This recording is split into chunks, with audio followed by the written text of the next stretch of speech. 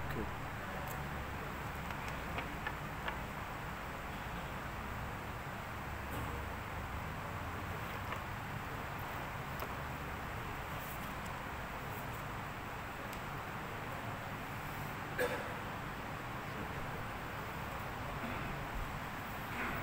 Bismillahirrahmanirrahim. Assalamualaikum warahmatullahi wabarakatuh. Alhamdulillahillazi bi ni'matihi tatimmus salihat. Segala puji bagi Allah Subhanahu wa taala dengan segala nikmat yang Allah kurniakan kepada kita, kebaikan menjadi sempurna. Alhamdulillah ala kulli hal. Segala puji bagi Allah Subhanahu wa taala di atas setiap keadaan yang menimpa. Alhamdulillahirabbil alamin. Segala puji bagi Allah Subhanahu wa taala, Tuhan sekalian alam. Wassalatu wassalamu ala Rasulillah. Selawat dan salam ke atas junjungan baginda Nabi Muhammad sallallahu alaihi wasallam. Allahumma salli ala sayyidina Muhammad wa ala ali sayyidina Muhammad. Nawaitu al-i'tikaf fi hadzal masjid sunnatan lillahi ta'ala. Sebelum kita mulakan pengajian pada malam ini, kita hadiahkan pahala bacaan Al-Fatihah kepada junjungan baginda Rasulullah sallallahu alaihi wasallam, para sahabat, para tabi'in, para tabi'in, dan kita hadiahkan kepada mak dan abah kita, sama ada yang masih hidup ataupun yang telah meninggal dunia. Al-Fatihah. A'udzubillahi minasyaitonirrajim. Bismillahirrahmanirrahim. Alhamdulillahirabbil alamin. Iyyaka na'budu wa iyyaka nasta'in. Ihdinas siratal mustaqim. Shiratal ladzina an'amta 'alaihim.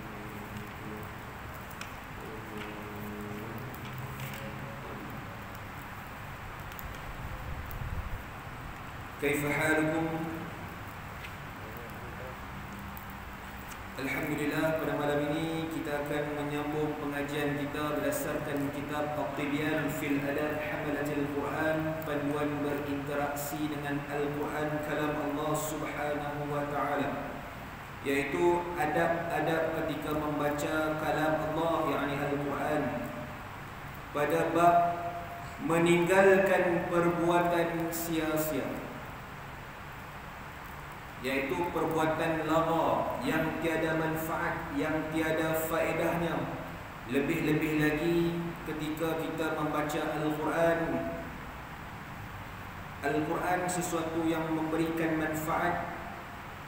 Jadi perbuatan sia-sia itu bertentangan dengan yang bermanfaat.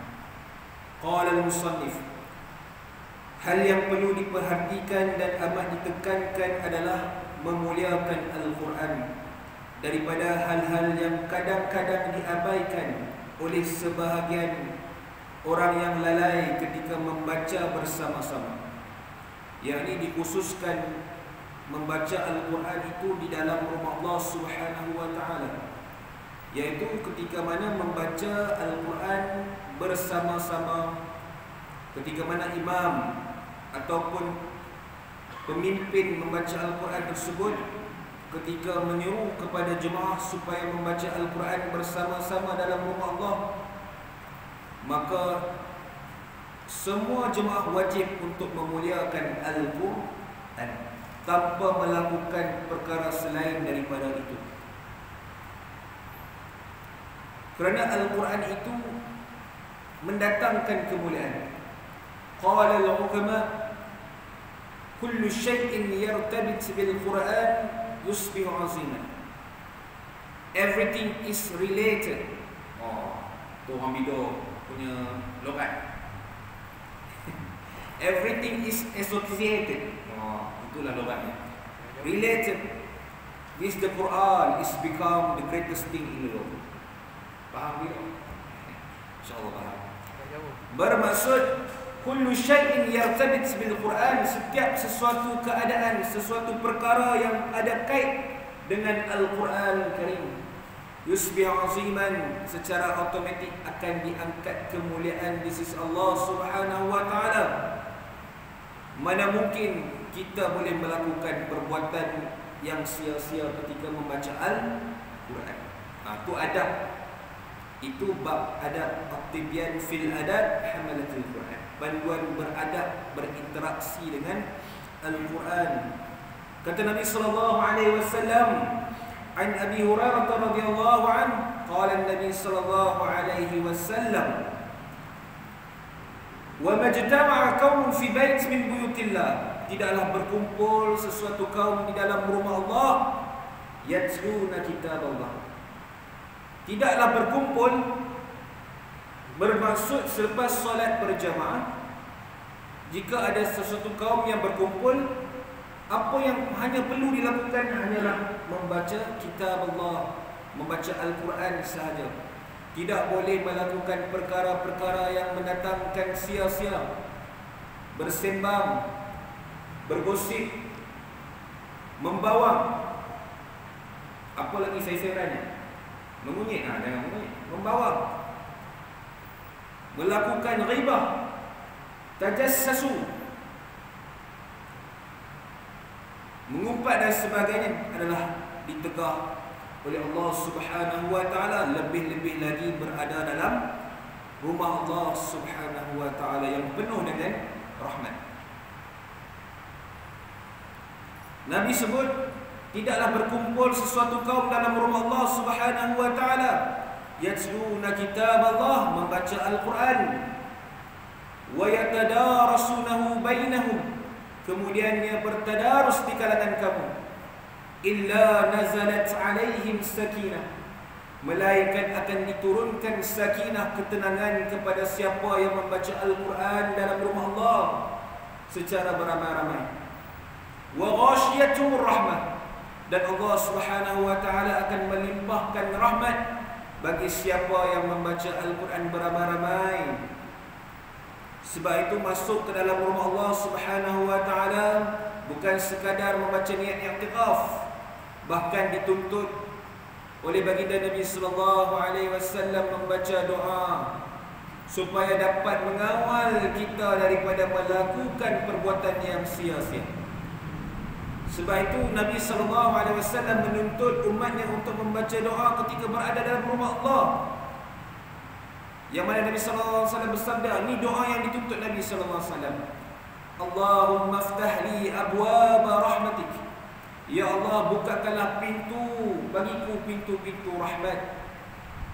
Sebab itu dikatakan hadis Nabi sallallahu alaihi wasallam ini, wa ghasyiyatumur rahmah, masjid ini dalamnya penuh dengan rahmat Allah Subhanahu wa taala. Wa hafidzumul malaikah, dan para malaikat akan berkumpul bersama-sama jemaah. Wa zakarahumullah fi man 'indah, dan Allah Subhanahu wa taala akan menyebut nama setiap persatu daripada kalangan kita. Wa man batta bihi 'amalu lam yusri' bihi nasabu, barang siapa yang dilambatkan untuk masuk ke dalam syurga, dia tidaklah boleh masuk ke dalam syurga dalam keadaan yang laju berdasarkan nasab keturunannya. Ada keturunan yang mulia tidak menjamin kita masuk ke dalam syurga juga, seperti lajunya keturunan kita ini. Ini penting perbuatan-perbuatan yang bermanfaat dalam rumah Allah Subhanahu wa taala, lebih-lebih lagi ketika membaca Al-Quranul Karim. Kemudian antaranya menghindari tertawa. Ketika membaca Al-Quran, ketika mengaji ilmu Al-Quran, hindarkan diri daripada ketawa. Sebab itu kita lihat dalam pengajian Al-Quran, nadir, jarang-jarang, kadang-kadang kita lihat, mungkin tak kelihatan langsung, ustaz-ustaz yang mengajarkan Al-Quran itu buat lawak. Betul tak? Yang buat lawaknya kalau kuliah-kuliah umum, kuliah-kuliah sambutan apa-apa kan, ataupun kuliah-kuliah bulanan. Tapi bila kuliah-kuliah yang berkait dengan pengajian Al-Quran, kita lihat straight to the point. Jarang ada unsur-unsur humor ataupun unsur-unsur ketawa. Sebab kita nak mengecapi kemuliaan Allah Subhanahu wa taala. Sebab itu Nabi sallallahu alaihi wasallam bersabda daripada hadis Sayyidina Utsman bin Affan radhiyallahu anhu, qala an-nabi sallallahu alaihi wasallam, khairukum man ta'allama al-Qur'ana wa 'allama. Sebaik-baik di kalangan kamu adalah yang mempelajari Al-Quran wa 'allamahu, dan mengajarkan Al-Quran.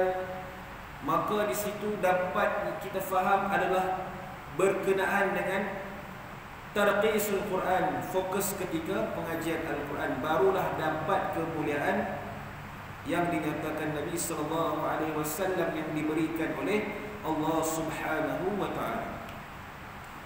Antara tips atau antara pantang-pantang yang perlu dilakukan ialah menghindari ketawa, berbuat bising ketika baca Yasin. Contohlah yang dekat dengan kita, masyarakat kita, iaitu membaca Yasin Khamis malam Jumaat. Tapi kita lihat di malam ni Khamis, kita tak buat baca Yasin. Setiap minggu ada pengajian Khamis. Tak setiap minggu lah. Maknanya dulu adat kita dulu, bila masuknya Khamis malam Jumaat, kita akan baca Yasin. Tapi alhamdulillah Masjid Sultan Nazrin Malaysia ni dia memecahkan tradisi sebenarnya. Bila kita buat pengajian Khamis malam Jumaat, kita nak bagi tahu yang sebenarnya boleh fleksibel. Baca Yasin ni dia muronah, dia anjal, dia tak semestinya Khamis malam Jumaat. Dia boleh buat minggu yang pertama, boleh buat hari lain, boleh buat pengajian malam Khamis malam Jumaat. Jadi alhamdulillah, tahniah tuan-tuan, dah lama dah kita buat kan. Bermaksud bacaan Yasin Al-Quran itu tak semestinya berlaku pada Khamis malam Jumaat saja. Terpulanglah pada jawatan kuasa masjid, bila-bila saja nak baca Quran silakan. Kalau lagi baik ikut Nabi SAW, Nabi membaca Al-Quran ana al-lail wa ana an-nahar, sepanjang siang dan malam di dalam rumah Allah Subhanahu wa taala.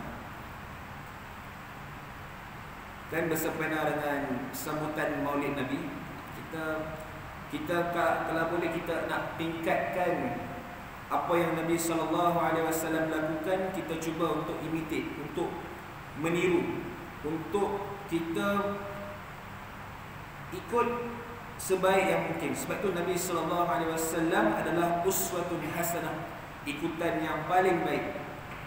Bukan artis-artis, bukan selebriti, bukan ustaz-ustaz selebriti itu yang terbaik sebenarnya, tetapi ikutan yang paling terbaik, kata Allah Subhanahu wa taala dalam surah Al-Ahzab, surah yang ke-33 ayat yang ke-21, laqad kana lakum fi Rasulillah uswatun hasanah.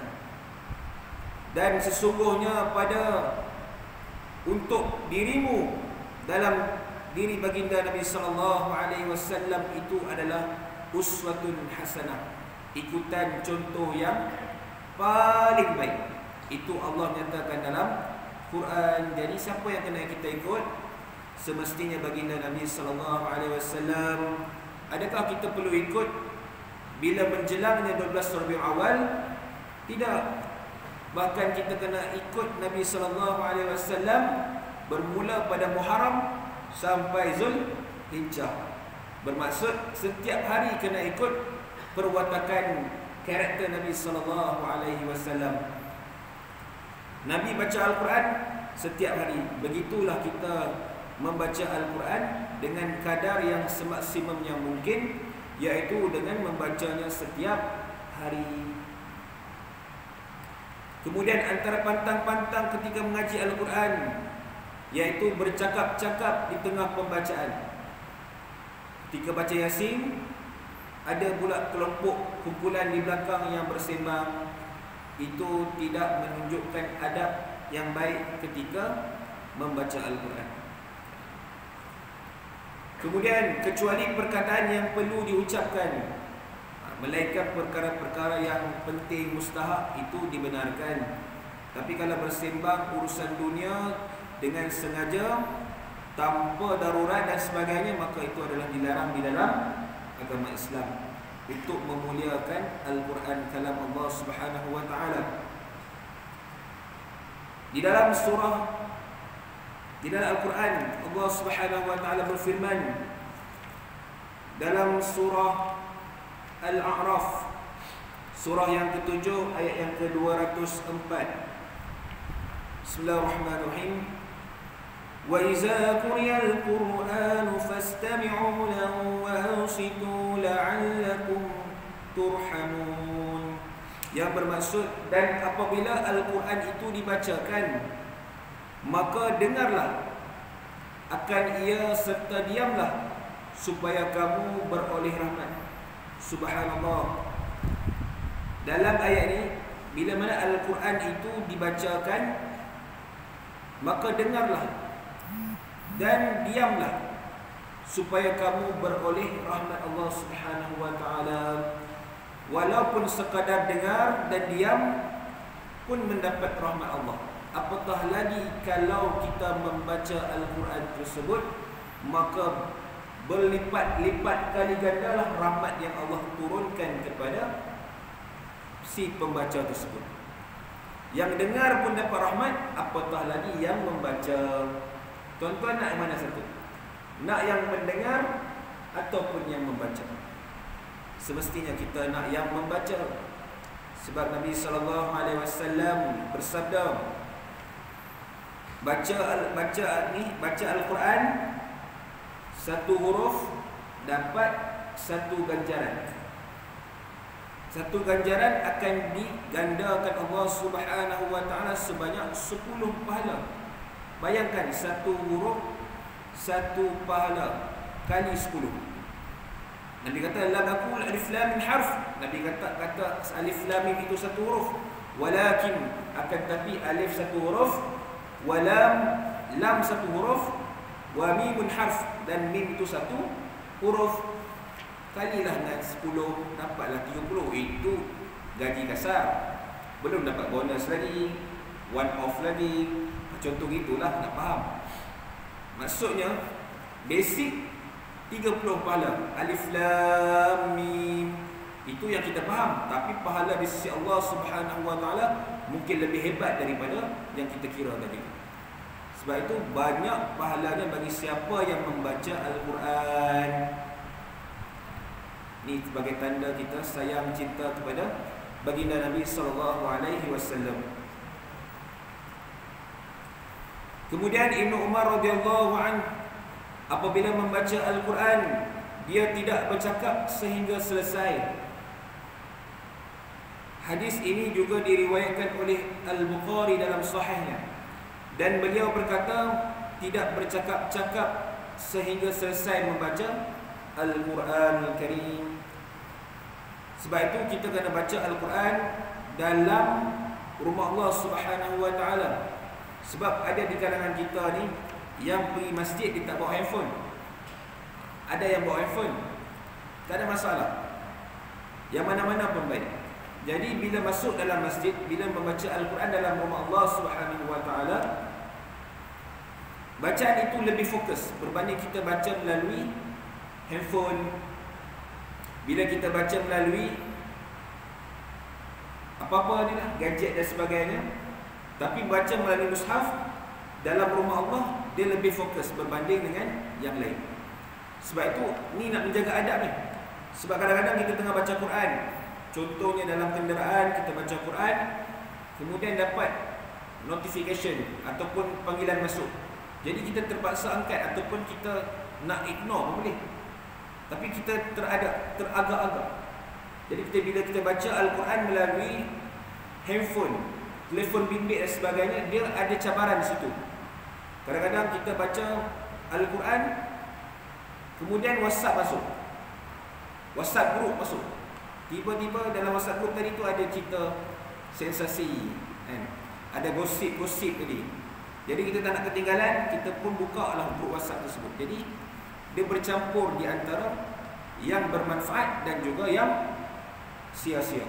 Itu yang tak dituntut dalam Islam. Sebab itu kita nak baca Al-Quran, bacalah dalam rumah Allah Subhanahu wa ta'ala. Handphone ni boleh bawa, tapi ketika baca Quran, baiknya kita silent. Kita tutup. Tutup tu macam ni sangat. Kita buat mode senyap, silent. Sebab tadi pun saya semayang dekat masjid negeri, ada juga bunyi handphone. Bunyi handphone. Bunyi biasa tak apa lah. Kalau tiba lagu-lagu rock ke, lagu-lagu TikTok ke, tengah masjid negeri tu kan. Masjid negeri Sultan Idris Shah. Ada mungkin lah dia terlupa nak tutup, tapi bunyi dia sama, bunyi dia tak terlampau jelas sangat lah maksudnya. Jadi benda tu mengganggu, dia benda menjejaskan khusyuk makmum-makmum yang lain. Itu dalam solat. Sebab tu kita dituntut untuk tutup. Sebelum solat nanti tutup handphone ni ataupun tutup suara ni. Sama juga baca Quran dalam rumah Allah Subhanahu Wa Taala. Kita nak jaga adab kita dengan Al-Quran, adab kita dalam rumah Allah Subhanahu Wa Taala, tutup dahulu supaya memberikan ketenangan dan juga tarqis fil qira'atil Quran, fokus ketika membaca Al-Quran Al-Karim. Kemudian termasuk perbuatan yang tercela adalah bermain-main tangan dan lainnya ketika membaca Al-Quran. Bermain-main tangan. Ni zaman sahabat Nabi SAW ni, sahabat ni ada yang di kalangan bermain-main tangan. Dikiaskan pada zaman sekarang ini bukan bermain tangan. Bermain apa? Tuan-tuan main apa selalunya? Kalau pengajian ke main apa? Main tasbih kan? Main tasbih tak apa? Kan main dia baca dikir tasbih. Bermain tangan ni bermaksud bermain handphone. Bermain handphone, media sosial, berwhatsapp ataupun ni ketika majlis pembacaan Al-Quran. Bukan tak boleh buka, boleh, tapi ketika majlis pembacaan Al-Quran, seeloknya adab kita dengan kalam Allah Subhanahu Wa Taala tersebut, maka tutuplah sebentar. Itu kata ulama. Maka janganlah dia bermain-main di hadapannya ketika bermunajat kepada Allah Subhanahu Wa Taala. Ada juga kadang-kadang kita lepas solat kita terus pegang handphone. Betul tak? Selepas solat duduk atas sejadah kita pegang handphone. Sebaik-baiknya kita elakkan. Ni adab kita dengan Allah Subhanahu Wa Taala pula. Kita dalam mood solat, sebaik-baiknya phone itu biarlah dalam poket dahulu. Jangan terus kita buka. Melainkan kalau imam tu nak baca doa tak apa. Tapi kalau kita sebagai makmum, elakkan daripada berbuka terus WhatsApp dan sebagainya. Itu antara adab kita dengan Allah Subhanahu Wa Taala. Kita kena ubah style mengikut gaya Nabi sallallahu alaihi wasallam, sebab kita dalam mood maulid Rasul ni. Mood memperingati Nabi sallallahu alaihi wasallam. Jadi banyak adab-adab yang Nabi ajar kepada kita yang perlu kita ikut, bukan menunggu 12 Rabiul Awal untuk kita ikut sunnah Nabi sallallahu alaihi wasallam secara total. Bahkan kita kena ikut sunnah Nabi sallallahu alaihi wasallam daiman abadan sepanjang hari dan sehinggalah hari kiamat.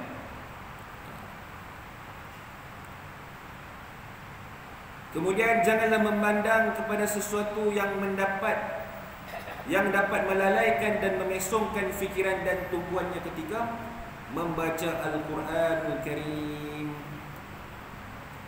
Jangan buat sesuatu yang melalaikan. Sebab itu tuan-tuan hadirin hadirat yang dirahmati Allah Subhanahu Wa Taala, bila kita membaca Al-Quran, bermaksud kita sedang mempersiapkan diri kita menghadap Allah Subhanahu Wa Taala dengan sebaik-baik takwa, dengan sebaik-baik bekal bertemu Allah Subhanahu Wa Taala. Yang mana Allah berfirman di dalam surah Al-Baqarah, surah yang kedua, ayat yang ke-197.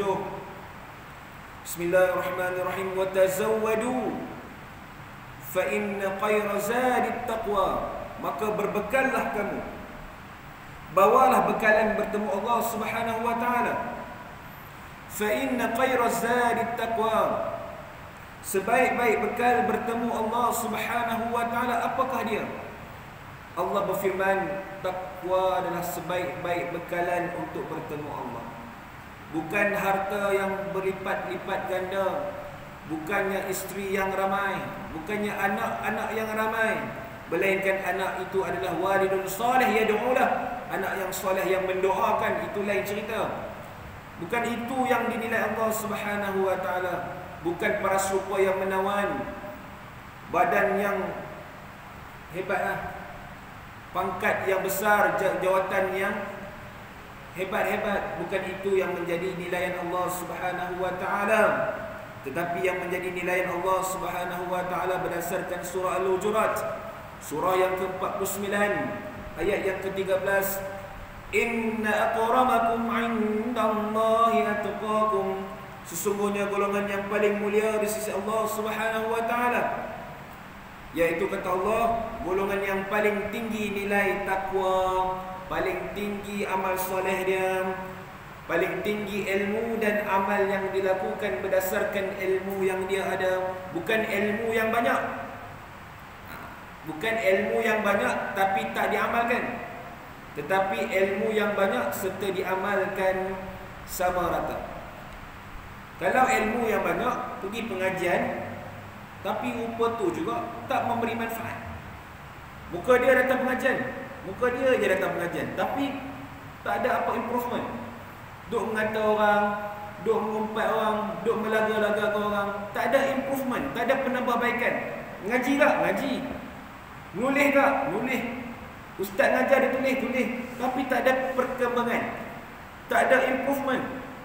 Itu yang dikata ulama, al-ilmu bila amal kasyajaratin bila samar.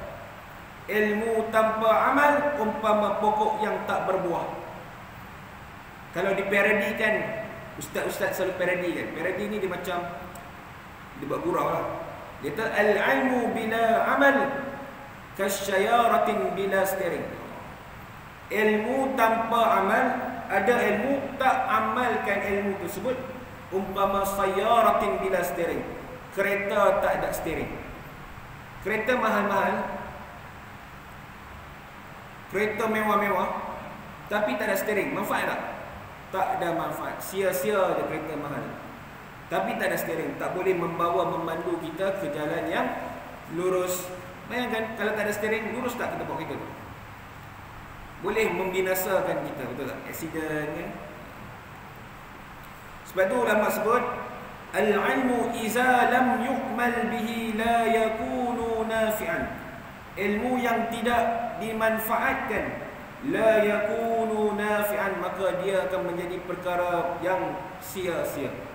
Tu kata tadi, baca Quran, kalau tak amalkan daripada Al-Quran tersebut, maka ia akan menjadi perkara yang sia-sia. Baca Al-Quran sikit tak apa, tapi kita amalkan. Berbanding kita baca banyak tapi kita tak mengamalkan langsung kandungan dalam Al-Quran, maka sia-sialah dalam kehidupan kita. Boleh.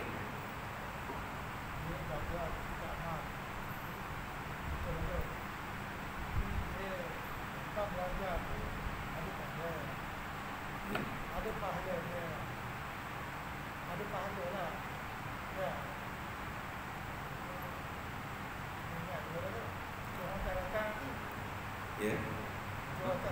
Oh, okay. Yalah. Tanya Naji tu maksudnya yang mengajar. Yang belajar. Tak jelas ni. Okey. Soalan dia, Ustaz sebut tadi dia belajar tapi tak amal. Dia bilang, tapi kalau dia datang belajar tu dia tak dapat pahala. Betul. Ya, betul. Memang kita datang mengaji. Datang mengaji itu akan dikira oleh Allah Subhanahu wa taala sebagai satu kebaikan. Itu kita datang. Tetapi ilmu itu haknya untuk diamalkan. Betul lah kata, itu pahala tu kita tak dapat nak jelaskan lah, itu urusan Allah Subhanahu wa taala. Sebab kalau kita ngaji semana pun dalam hadis Nabi sallallahu alaihi wasallam, an Abi Hurairah radhiyallahu anhu, man salaka tariqan, barang siapa yang tempuh jalan, yaltamisu fihi ilma, jalan itu adalah jalan menuntut ilmu, sahalallahu lahu bihi tariqan ila jannah, Allah akan mudahkan jalan masuk ke dalam syurga. Itu dah jelas dah, siapa yang datang ngaji, Allah akan mudahkan jalan masuk ke dalam syurga. Tapi persoalannya, adakah dibenarkan kepadanya bila mengaji dia tak payah beramal, dia sekadar ngaji je? Sebab ilmu itu dia ada pasangan dia ada hak dia. Macam Al-Quran, dia ada hak dia. Hak dia adalah untuk dibaca. Kita ada tak Quran? Ada. Kat rumah ada. Besar lagi pada masjidnya. Tapi haknya apa? Hak dia adalah untuk dibaca.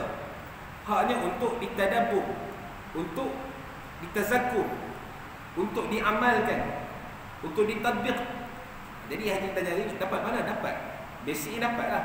Tapi bayangkan dalam Al-Quran, dalam hadis-hadis, bila ilmu yang tak diamalkan tu dia ada kesan yang lain berbanding dengan orang yang tak ada ilmu. Orang yang tak ada ilmu boleh dimaafkan sebab dia tak ada ilmu. Dia kena pergi ngaji lah. Tapi bila kita dah mengaji, maka ada tanggungjawab yang mendatang, iaitu diamalkan. Sebab itu cabaran orang yang mengaji tu. Bukan sekadar datang mengaji, itu pahala tu memang Allah sediakan. Tapi ada tugasan yang lain, iaitu mengamalkan ilmu tersebut. Jadi itulah manfaatnya. Sebab ulama sebut, bukan saya yang sebut ni. Ni ulama sebut, al-ilmu iza lam yu'mal la yakunu nafi'an. Al-ilmu iza lam yu'mal bihi la yakunu nafi'. Ilmu yang tak diamalkan ke atasnya tak bermanfaat. Tak bermanfaat tu untuk siapa? Semestinya untuk diri kita. Sebab ilmu tu perlu amal.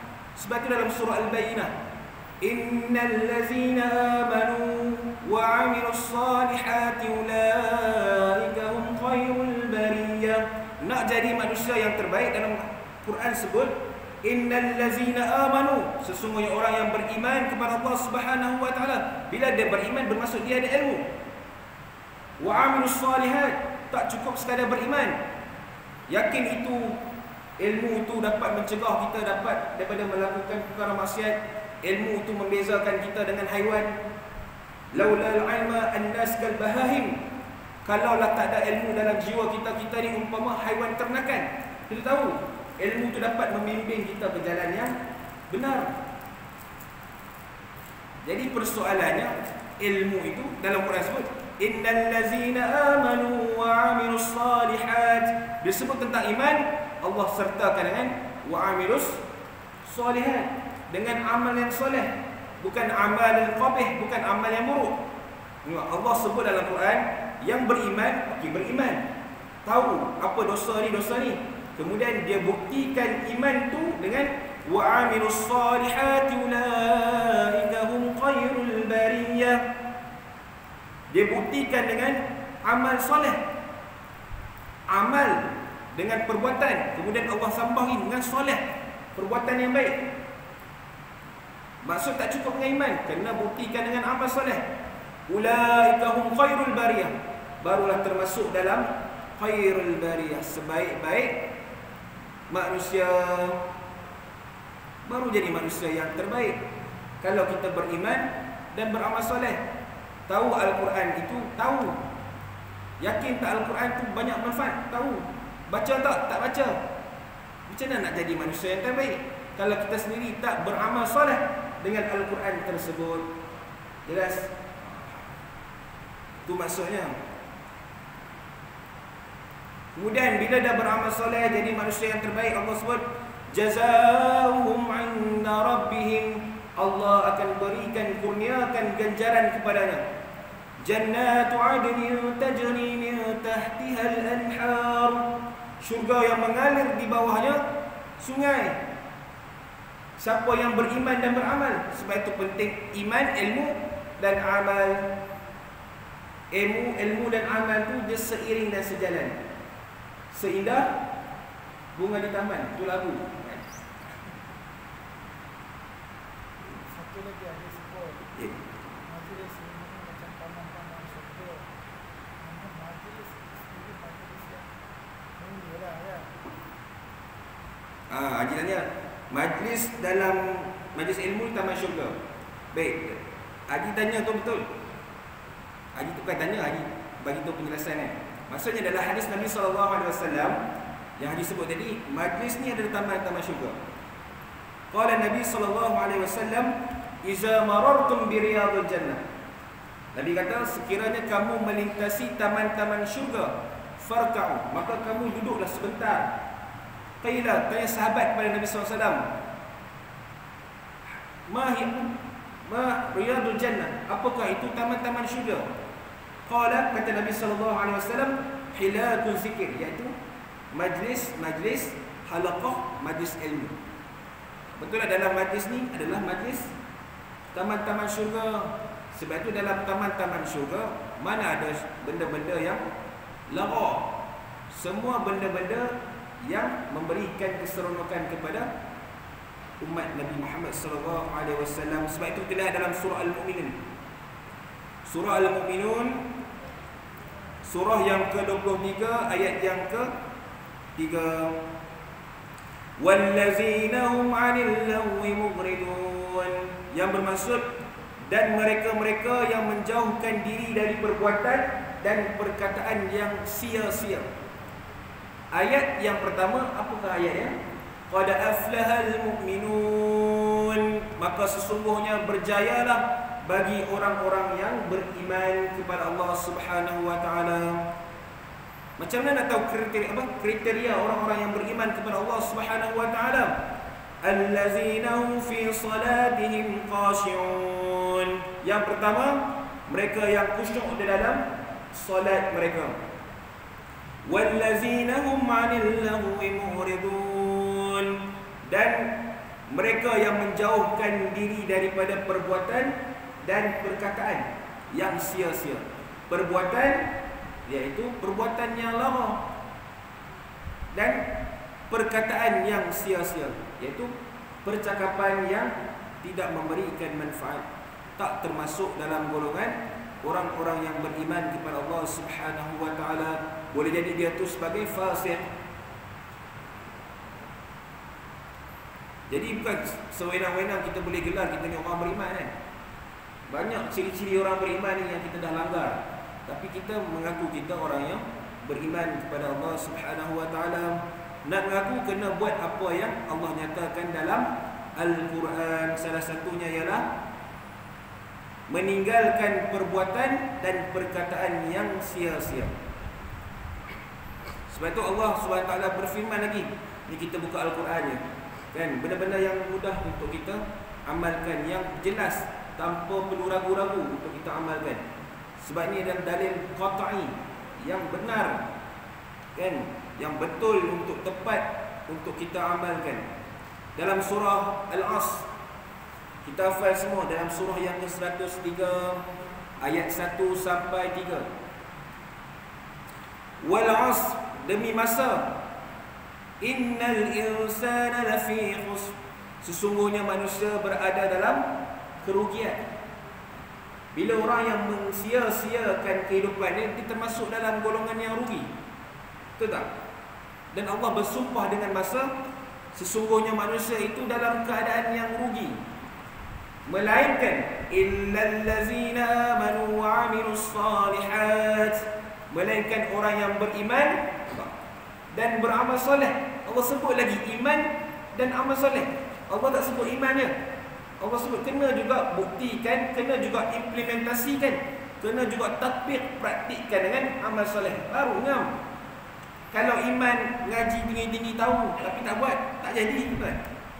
Dia nak jadi iman, faham, yakin, kemudian dibuktikan kepada Allah Subhanahu wa taala, wa 'amilus shalihat, barulah tak termasuk daripada golongan yang rugi yang disebut Allah Subhanahu wa taala.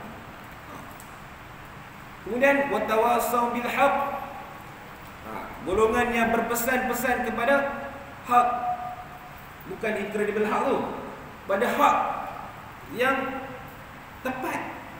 Oh, ni kalau tunjuk ajar kawan tengok cerita incredible hak tu dah termasuk bukan kalangan orang kita.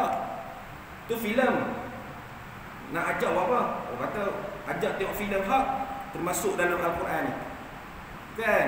Hak ni adalah berpesan-pesan kepada benda yang baik. Walaupun kita jahat, tapi kita pesan benda yang baik, teruskan. Sebab mungkin boleh jadi benda yang baik itu akan menutupi keburukan yang ada dalam jiwa kita. Teruskan buat baik. Wa tawassaw bis-sabr, dan berpesan-pesan kepada kesabaran. Itulah termasuk dalam golongan yang dinyatakan Allah Subhanahu wa taala golongan yang tidak akan mengalami kerugian. Buat baik, praktikkan amalan iman tersebut, berpesan kepada benda yang baik, berpesan kepada benda yang kesabaran, termasuklah dalam Al-Quranul Karim. Boleh lagi ada berapa minit lagi? 9 minit lagi? Allah. 9 minit lagi. Minum air pun 9 minit. Minum air.